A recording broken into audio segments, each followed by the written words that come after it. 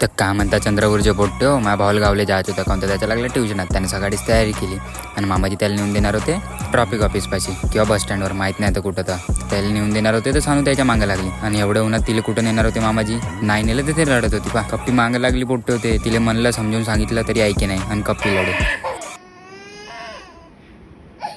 15 minute लढली ना मग चुपचाप बसली. मग थोडं वेळानं पोट्टे आले तर बसलो काड्या करत. आज गेम कमीच खेळलो म्हणा आम्ही.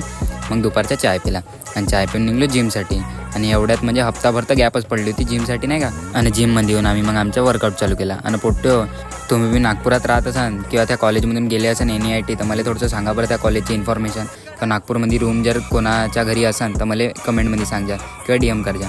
आणि रोहण्या तर म्हणे 30 किलोचा वेट उचलू म्हणे. मी म्हणलं घरी जायचं आहे भाऊ, मारते का झाला. पण या मोठूच्या व्हायच्या म्हणून त्याची वाट पाहिजे मोठो. थोड्या वेळात मोठोच्या बी वर्कआउट झाला आणि वर्कआउट खतम करून आम्ही निघलो घरा. बस आजसाठी एवढंच. मग का पोट्टो भेटू पुढच्या ब्लॉग.